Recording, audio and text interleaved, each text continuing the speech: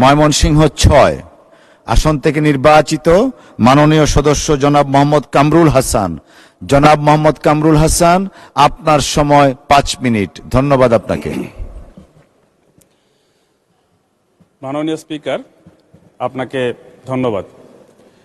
আমি বক্তব্যের শুরুতে আমাদের বাংলাদেশের স্বাধিকার আন্দোলনে ৭১ থেকে ২৪ পর্যন্ত যারা শহীদ হয়েছেন, গুম হয়েছেন, নেতৃত্ব দিয়েছেন, নির্যাতনের শিকার হয়েছেন, পঙ্গুত্ব বরণ করেছেন, সবাইকে শ্রদ্ধার সাথে স্মরণ করছি।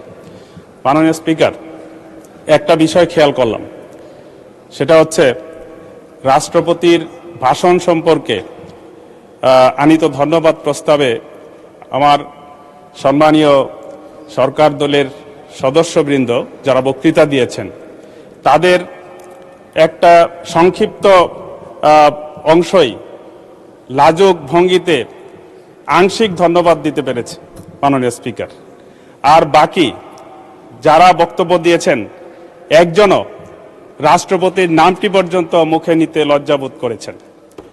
মাননীয় স্পিকার, এ কারণেই আমাদের বিরোধী দলীয় নেতার নেতৃত্বে আমরা এই লজ্জা থেকে জাতিকে বাঁচানোর জন্য আমরা ওয়াক আউট করেছিলাম। মাননীয় স্পিকার, আমরা আশা করেছিলাম সরকারি দলের পক্ষ থেকে আমরা এই জন্য একটা ধন্যবাদ পাব।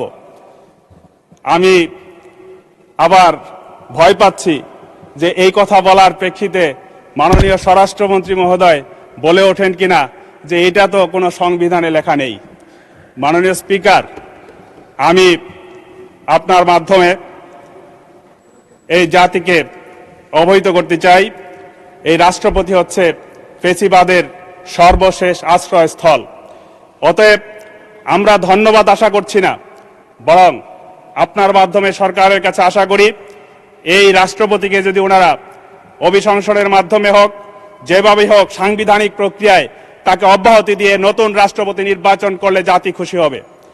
মাননীয় স্পিকার, আর জাতি খুশি হবে, আমরা ধন্যবাদ চাই না, বরং এই যে অধ্যাদেশগুলো জনগুরুত্বপূর্ণ, বিশেষ করে গুম কমিশন, বিচার বিভাগের স্বাধীনতা সহ যেই প্রতিশ্রুতিগুলো আমাদের জাতির সামনে এই সরকারি দলের ছিল, সেই অধ্যাদেশগুলো আইনে রূপান্তর করবেন, তাহলেই জাতি খুশি হবে।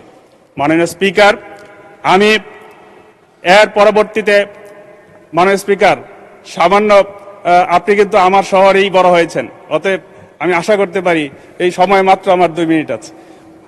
মাননীয় স্পিকার, আমি শহীদ রাষ্ট্রপতি জিয়াউর রহমানের কথা উল্লেখ করতে চাই। উনি বাংলাদেশের রাজনীতিতে প্রাসঙ্গিক। আমি উল্লেখ করতে চাই কেন প্রাসঙ্গিক, আমার বন্ধুদেরকে আমি একটু বিবেচনায় নিতে বলবো। কারণ উনি প্রাসঙ্গিক এই জন্য, উনি সাহস করে বলতে পেরেছিলেন যে আমাদের সীমান্তের ওপারে কোনো প্রভু নেই, বন্ধু আছে। মাননীয় স্পিকার, আজকে যদি সংসদ নেতা, মাননীয় প্রধানমন্ত্রী এই জিয়াউর রহমানের দেখানো পথে উনি পথ চলেন, তাহলে বাংলাদেশ পথ হারাবে না। মাননীয় স্পিকার, আমরা আশা করতে চাই যে এই রাষ্ট্রপতি জিয়াউর রহমান কেন প্রাসঙ্গিক, আমরা যদি একটি বিশ্লেষণ করি তাহলে দেখব উনি যেমনভাবে, উনি একজন মুক্তিযোদ্ধা ছিলেন, স্বাধীনতার ঘোষক ছিলেন, উনি অসংখ্য মুক্তিযোদ্ধাদেরকে সংগঠিত করে এই জাতিকে ঐক্যবদ্ধ করার চেষ্টা করেছেন। পাশাপাশি বিপরীত দিকও আছে। মাননীয় স্পিকার, এই সংসদের অনেক সম্মানীয় সদস্য আছেন যাদের পূর্বপুরুষ, বাবা, চাচারা জিয়াউর রহমানের সাথে যুদ্ধ করতে পারেনি। আনফরচুনেটলি এটাই সত্য কথা।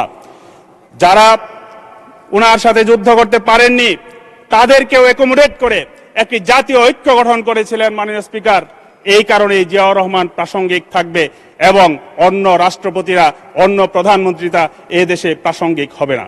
মাননীয় স্পিকার, একইভাবে বেগম খালেদা জিয়াও প্রাসঙ্গিক, কারণ উনিও এই জাতিকে সাম্রাজ্যবাদের বিরুদ্ধে ঐক্যবদ্ধ করতে পেরেছিলেন।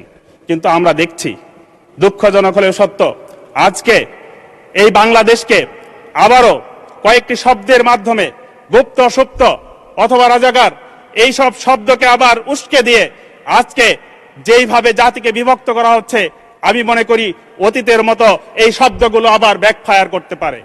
মাননীয় স্পিকার, আমি আপনার মাধ্যমে আমি সরকার দলীয় সদস্য সহ আমি সবার কাছে এই নিবেদন 2 মিনিট সময় বাড়ানো হলো 2 মিনিটস। Thank you. আমি এই নিবেদন করতে চাই, আসুন আমরা জাতির প্রয়োজনে ঐক্যবদ্ধভাবে এই বাংলাদেশকে গড়ে তোলার চেষ্টা করি। সংসদে আমাদেরকে জনগণ এই জন্যই পাঠিয়েছে। মাননীয় স্পিকার, আমি আমার নির্বাচনী এলাকা ফুলবাড়িয়ার দু একটি কথা বলে আমি শেষ করতে চাই।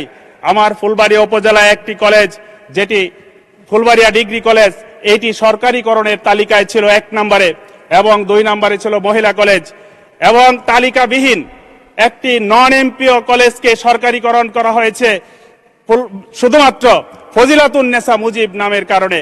যে কারণে ফুলবাড়িয়ার বিক্ষুব্ধ জনগণ ফুঁসে ওঠে, ছাত্র শিক্ষকরা আন্দোলনে নামে এবং পুলিশের সাথে সংঘর্ষে একজন শিক্ষক প্রাণ হারায় এবং একজন পথচারী প্রাণ হারায়। মাননীয় স্পিকার, আপনার মাধ্যমে আমি শিক্ষামন্ত্রী মহোদয়ের কাছে বিনীত নিবেদন করতে চাই, এই শিক্ষক শহীদ শিক্ষকের দিকে তাকিয়ে হলেও এই ফুলবাড়িয়া কলেজকে সরকারিকরণ করা হোক। মাননীয় স্পিকার, আমি আরেকটি বিষয় উল্লেখ করতে চাই। সেই সাথে সারা বাংলাদেশে এই এমপিওভুক্ত শিক্ষকদের মাত্র বাড়ি ভাড়া 1000। আমি এই জন্য সারা দেশের এমপিওভুক্ত সকল শিক্ষা প্রতিষ্ঠানকে আমি জাতীয়করণের দাবি জানাচ্ছি আপনার মাধ্যমে। মাননীয় স্পিকার, সেই সাথে আমি ময়মনসিংহ, আপনারও শহর, আপনারও বিভাগ, ময়মনসিংহ বিভাগ হচ্ছে সর্বকনিষ্ঠ বিভাগ।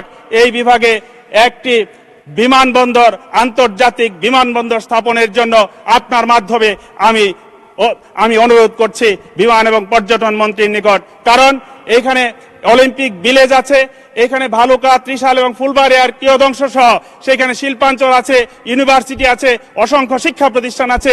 এখানে একটি বিমানবন্দর বিশেষ প্রয়োজন। এই জন্য বৃহত্তর ময়মনসিংহের অধিবাসী হিসেবে আপনারও প্রয়োজন। আমি মনে করি জাতির প্রয়োজনে একটি বিমানবন্দর সরকার অতি সত্বর বাস্তবায়ন করবে। আপনাকে